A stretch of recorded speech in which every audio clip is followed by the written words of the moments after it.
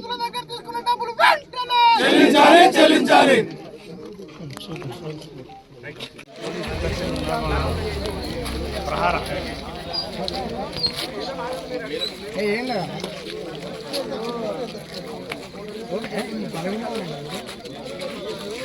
మాజీ MLA Muthireddy guest house చెల్లించాలి. దళితుల దగ్గర తీసుకున్న డబ్బులు వెంటనే చెల్లించాలి. దళితుల దగ్గర తీసుకున్న డబ్బులు వెంటనే చెల్లించాలి. खबरदार ముత్తిరెడ్డి ఖబర్దార్. ముత్తిరెడ్డి ఖబర్దార్.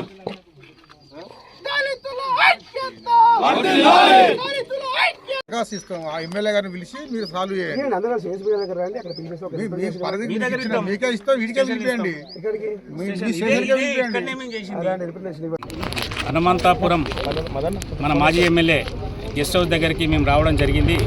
మద్దూరు ఎంపీపీ కృష్ణారెడ్డి, బద్దిపేట కృష్ణారెడ్డి ఉమ్మడి మండలం నుంచి మా గరీబు దళితుల దగ్గర దళిత బంధు స్కీము సీఎం గారు మంచి ఉద్దేశంతో పేద నిరుపేదలు వాళ్ళ దళితులను పట్టించుకునే నాదులు లేరు, వాళ్ళు ఇంకా వెనుకబడ్డ జాతిగానే ఉంటున్న ఒక ఆలోచనతో దళిత బంధు అనే స్కీమ్ పెడితే, మంచి ఉద్దేశంతో పెడితే దాన్ని మిస్యూజ్ చేసి దాదాపు 2 సంవత్సరాలు అవుతుంది. మనిషికి ₹1,00,000 లెక్క 62 మంది దగ్గర మా ఉమ్మడి మండలం దగ్గర మా దగ్గర తీసుకొని వాళ్ళను ఇబ్బంది పెడతాడు. ఇప్పుడు గవర్నమెంట్ పోయింది, పథకం పోయింది, వాళ్ళ డబ్బులు వాళ్ళకి ఇస్తే సరిపోద్దంటే రకరకాల మాటలు మాట్లాడుకుంటూ మాకు టైం ఇవ్వకుంటూ దొరుకుతలేడు, ముఖం సాటేస్తాడు. హైదరాబాద్ ఇంటి పోయినా దొరుకుతలేడు, ఫోన్లు లావడతలేడు, దేనికి రెస్పాన్స్ అవుతలేడు, చాలా ఇబ్బంది పెడతాడు. వీళ్లకు వాళ్ళ డబ్బులు వాళ్ళకి ఇస్తే సరిపోతుంది, వాళ్ళ డబ్బులు తీసుకుంటే కూడా మనకు మంచి జరగదు, భగవంతుడు అనేటోడు ఉంటాడు.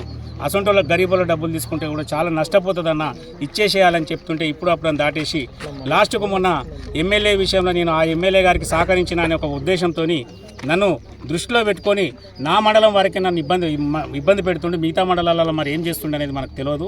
వాళ్ళు కూడా ఇది దాంతో బయటకు వస్తారేమో, ఇవాళ ఇస్తా రేపిస్తా అనుకుంటా దాటేసే అలవాటు బాగున్నది ముత్తిరెడ్డికి. నేను ఎందుకంటే మొదటి నుంచి ఆయన దగ్గర శిష్యునిగానే పనిచేసిన, ఇలా శిష్యునిగా పనిచేసినందుకు నాకు ఎందుకు పనికి రాకుండా చేసిండు, రాజకీయంగా నన్ను ఇబ్బంది పెడదామని ఇలాంటి ఇబ్బంది పెడతాడు. వాళ్ళకు డబ్బులు ఇస్తే సరిపోతుంది, నువ్వు అనవసరంగా డబ్బులు ఇవ్వకుంటే మాత్రం చాలా నష్టపోతావు బిడ్డ. అనవసరంగా వాళ్ళకి ఇచ్చి ఆ గరీబుల ఉసురు తలిగితే కూడా మనకు మంచిది కాదు.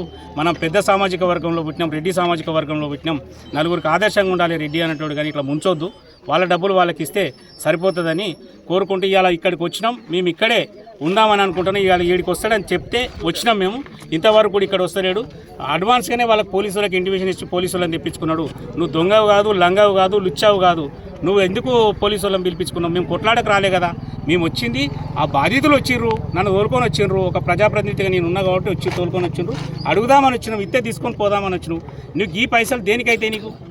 అనవసరంగా వాళ్ళని ఇబ్బంది పెడితే మంచిది కాదు. ముత్తిరెడ్డి గారు మర్యాదపూర్వకంగా వాళ్ళకి డబ్బులు ఇస్తే బాగుంటుంది, లేకపోతే ఈ ధర్నా మేము స్టేట్ లెవెల్లో తీసుకుపోతాం, నిన్నైతే వదిలిపెట్టేది లేదు. టీఆర్ఎస్ పార్టీ నుంచి కూడా సస్పెండ్ చేయించేదాకా కూడా మేము నిద్రపోము. ఈ దళితుల ఉసురు కలిగితే నేను ఎందుకు రాజకీయంగా మీ బిడ్డతో పెట్టుకునే టికెట్ కూడా కొట్టుకున్నావు, ఇలా వీళ్ళతో పెట్టుకొని ఆయనతో పతనాన్ని మొత్తం నీ జీవితాన్ని నాశనం చేసుకోకు. నేను మర్యాదపూర్వకంగా ఇవ్వాలని కోరుకుంటూ